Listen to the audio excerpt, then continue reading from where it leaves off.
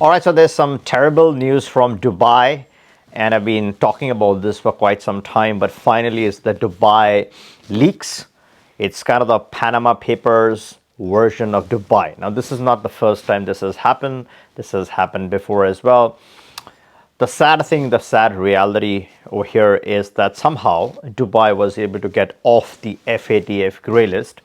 But after this leak, I think there's intense amount of pressure on Dubai. Now, what this matter is, in this video, I'm going to learn what are the people that this impacts, what are the consequences of this for people, investors, right? Let's say you've invested in Dubai, you've bought in a property, and your whole idea of purchasing the property was to keep it discreet from your home country government. That is where places like these, right? Panama, Dubai, Turkey, and the list goes on. Yes, on surface level, when it comes to marketing, people will market some of these places as the safe haven, far away from your home country government and stuff like that. They do all the promises.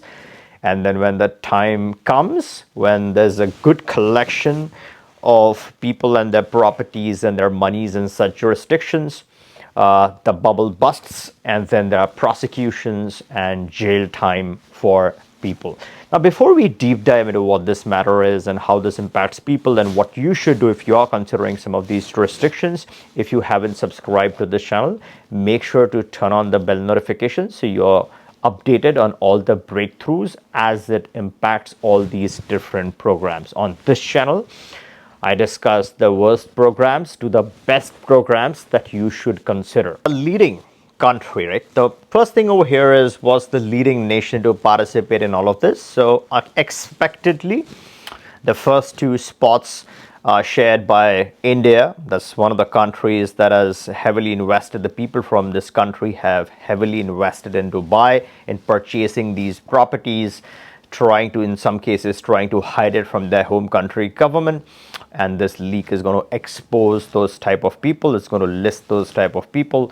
The second nationality on this, not leading by a fair margin, is Pakistan. A lot of people, high-profile politicians, celebrities are all included on that list, on that leak.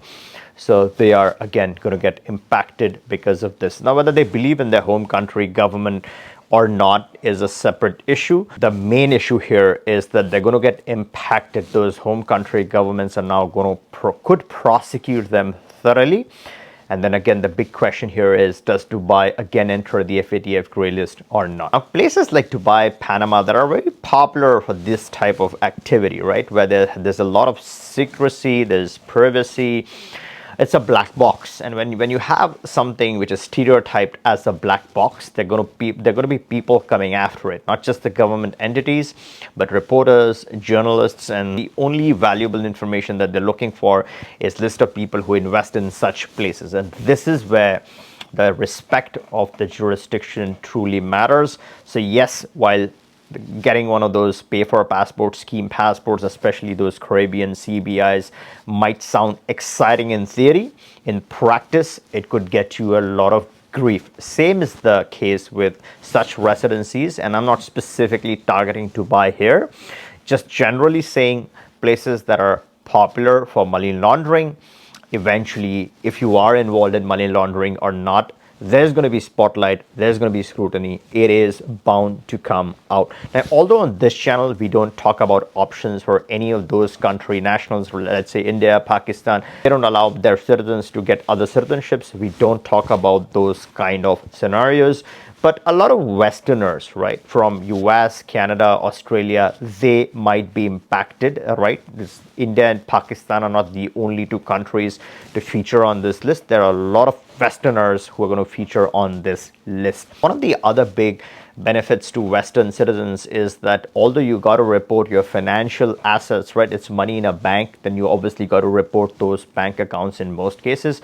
But when it comes to property purchases, as long as your money is sitting in properties, unlike with countries like India or Pakistan, you need not inform your home country government based on where you're coming from. So that is somewhat of a relief for some of the Western people, right? But even otherwise, if you are clean and clear, if you have done this legally, then you don't have anything much to worry about other than the odd audits and scrutiny and going through that whole process. Eventually, you should come out clean. There should not be a problem.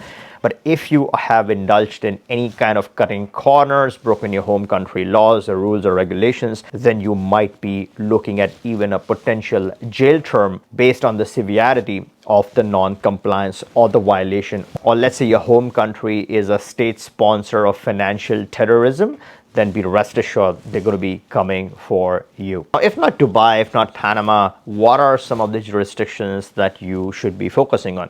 I think it's very important to avoid the known locations, right? If you want to avoid such problems, because initially they're all going to sound very appealing. A lot of these YouTubers are going to sell you all these shady products. And again, I'm not singling out Dubai. Maybe Dubai is not a shady product, right? Maybe others are.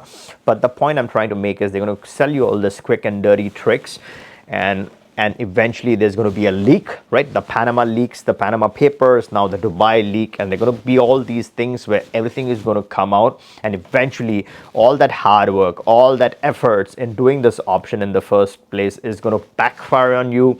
All those efforts are gone, your money is gone, and finally you might be even facing a jail time. So you want to avoid those situations. And one of the big things to avoid such situations is to go with jurisdictions that are not popular for money laundering, right? Natural residencies, natural options, and Latin America is one of the perfect examples where, yes, if you interact with the system, you might have some difficulty, but as long as you're playing it smart, you're playing it legal, you're keeping it safe, then that offers a lot of flexibility. You have Mercosur, you have C4, you have so many countries, you have so many permutation combinations for travel as well as for diversification. It's going to be discreet. People aren't really focusing or putting the spotlights on some of those jurisdictions. So as long as you're doing things legal, then you want to stick to respectable jurisdictions to avoid these kind of problems in future. Now, what are some of the great jurisdictions? I think in Europe, there's Serbia, Armenia, Georgia. Those are real good options if you're looking for a non-EU option. In Europe, you have Bulgaria, you have Portugal. Both offer flexible pathway to citizenship. If you've missed my video on Bulgaria versus Portugal, return and take a look at this video. This talks about how you can achieve an EU passport with next to no residency. And if you're looking for Latin Americas, then the top pick is going to be Mexico, followed by Dominican Republic, Guatemala, Honduras, Argentina, Uruguay, Chile, Paraguay. All these are very good, respectable jurisdictions. All right, I hope you liked this video. If you did, give me a thumbs up. Make sure you're subbed, and catch you in the next one.